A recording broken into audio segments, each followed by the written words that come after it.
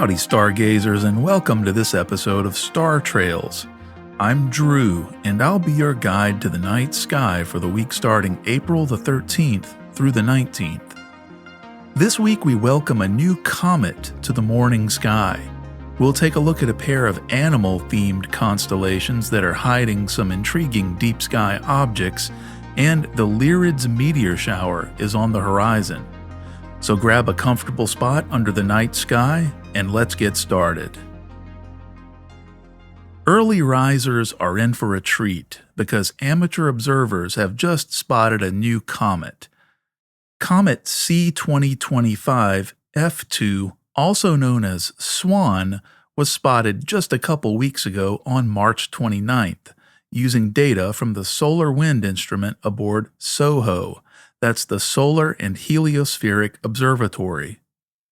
It's currently lighting up the morning twilight and is already brightening fast as it heads towards its closest approach to the Sun, which happens on May the 1st. In the pre-dawn hours, Comet SWAN is visible low in the east-northeast, not far from Alpheratz, the bright star in the corner of Pegasus.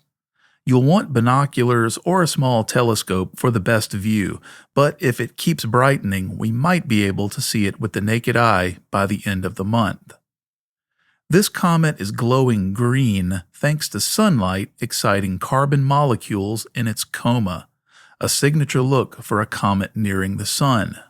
So if you're up early this week, find a dark spot with a clear view of the eastern horizon and try to catch a glimpse before sunrise. Prior to its current journey, SWAN had an orbital period of about 70,000 years.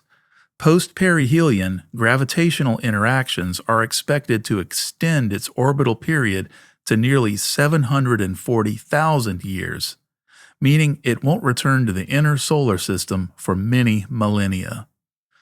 I'll keep you posted in the coming weeks as it climbs towards peak brightness. Comets, as we always say, are notoriously unpredictable, so we'll be keeping an eye on this one.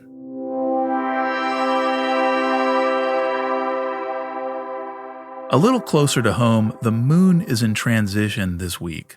Last night was the full pink mini-moon, and it's still nearly full tonight. As the week progresses, the moon enters the waning gibbous phase, with its illuminated portion decreasing each night. By April 19th, the moon's illumination will be approximately 64%. Jupiter still dominates the evening sky after sunset, although the window to observe this gas giant narrows as the days lengthen. It's still a magnificent sight in the western sky during twilight. Be sure to check it out in a telescope if you can. Depending on your instrument, you're likely to see some cloud bands and its 4 Galilean moons. Mars, the red planet, remains positioned near the twin stars of Gemini, Castor and Pollux, before moving into the constellation Cancer. It's visible in the evening sky, shining slightly brighter than the twin stars. Mercury, Venus, and Saturn are now targets for early risers. Before dawn, look to the eastern horizon to spot them. Venus, in particular, will be exceptionally bright and hard to miss. This trio will be in a tight grouping, clustered in an area of less than 10 degrees for much of the month. As Mercury exited retrograde earlier this month, it will start drifting away from Venus and Saturn, which will be very close to one another by month's end.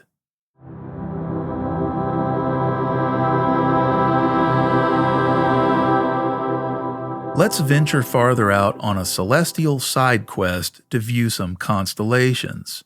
While the big players like Leo, Virgo, and the Big Dipper tend to hog the spotlight this time of year, there are a few lesser-known constellations that deserve some love. Tonight, we're zooming in on 2 underrated groupings, one in the southeast and one just hanging out beneath the Dipper's tail. Let's start low on the horizon with Corvus, the Crow. Corvus isn't flashy. In fact, it's made up of just 4 main stars, forming a kind of lopsided square. However, this constellation comes with a dramatic backstory. In Greek mythology, Corvus was Apollo's sacred bird. One day, the god sent the crow to fetch water in a cup, represented by the neighboring constellation Crater. But the crow got distracted, some say by unripe figs, others say he just flaked out, and he came back late, making excuses. Apollo didn't buy it. As punishment, he flung the crow, the cup, and a long water snake, that's Hydra, into the sky. And there they sit to this day. Corvus forever reaching for the cup, but blocked by the serpent. You can catch Corvus rising in the southeast around 9 or 10 p.m. Just look for a small boxy pattern of stars beneath Virgo. The brightest of the bunch is a blue-white giant star about 165 light-years away. It marks the crow's wing. And if you have a good telescope, check out the antenna galaxies NGC 4038 and 4039. Two galaxies in the middle of a cosmic collision. They're fusing together, flinging stars and dust into wild arc shapes. They're not easy to spot. You'll need dark skies and the right optics.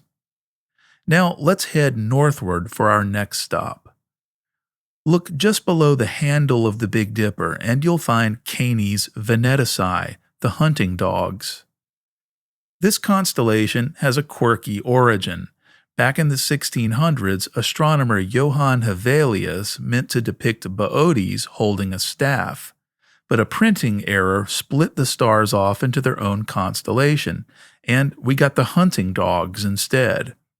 They're usually imagined as a pair, Asterion and Chara, chasing after the big bear alongside their master, Boötes. Canes Venatici is subtle. There are no bright star patterns, but it's hiding some deep sky treasures. The constellation's brightest star is Cor Caroli, a binary system whose name means Heart of Charles, in honor of King Charles I of England. With binoculars or a small scope, you might catch its companion star, a lovely double when seeing conditions are right. But the real showstopper here is the Whirlpool Galaxy, M51. Just about 31 million light-years away, this face-on spiral galaxy is actually interacting with a smaller companion, creating these incredible tidal tails and swirling arms. It's a favorite among astrophotographers and a great galaxy to spot with a decent backyard telescope. Also tucked in here is the Sunflower Galaxy, M63, with its delicate spiral structure, and the Cat's Eye Galaxy, M94, a compact galaxy with a bright core and faint ring. This patch of sky is basically a galaxy playground.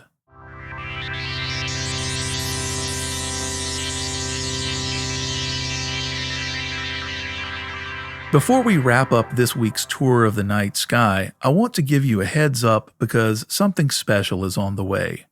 Starting in mid-April, we enter meteor shower season, and the first major shower of the year is right around the corner. I'm talking about the Lyrids, which will peak on the night of April 21st into the early morning hours of April 22nd.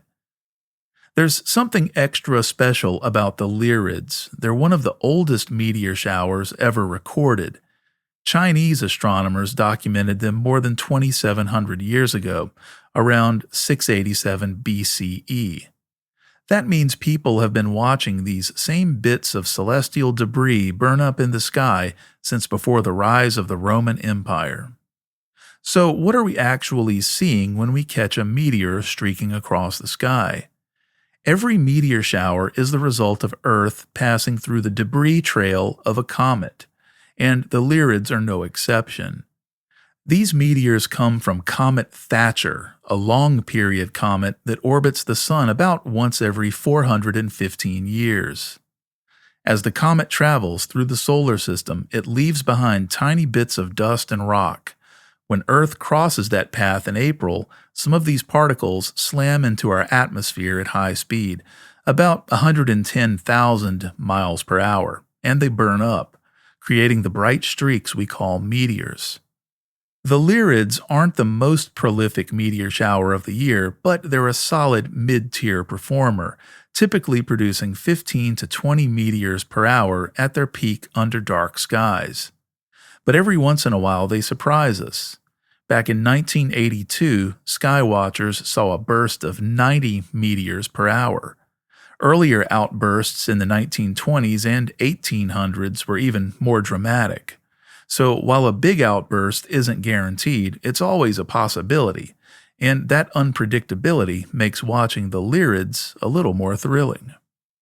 The shower gets its name from the constellation Lyra, because that's where the meteors appeared to radiate from. More specifically, the radiant point is near Vega, one of the brightest stars in the sky. You don't need to find Vega to enjoy the show. Meteors can appear all over the sky, but knowing the general area helps you orient yourself. Look to the northeast after midnight and give your eyes about 20 minutes to adjust to the darkness. This year there's one thing to keep in mind. The moon will be in a waning gibbous phase just a few days past full. That means it'll rise late in the evening and brighten the sky quite a bit, potentially washing out the fainter meteors. But don't let that stop you. Even with moonlight, the brighter Lyrids can still shine through, and some leave behind glowing trains that linger for a second or two, like contrails. The Lyrids peak around April 21st, but you'll be able to see them before and after the peak period. To get the best view, try to find a dark spot away from city lights. Lie back with a wide view of the sky. There's no need for a telescope or binoculars. Be patient. Meteors often come in clusters, so you might wait 10 minutes with nothing and then get a sudden flurry. And here's another fun fact. Since the Lyrids were observed more than 2,000 years ago, every meteor you see from this shower is part of a cosmic tradition that spans human history.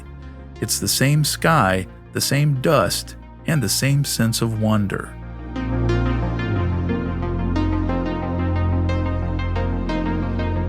If you found this episode helpful, let me know and feel free to send in your questions and observations. The easiest way to do that is by visiting our website, startrails.show. This is also a great way to share the show with friends. Until next time, keep looking up and exploring the night sky. Clear skies, everyone.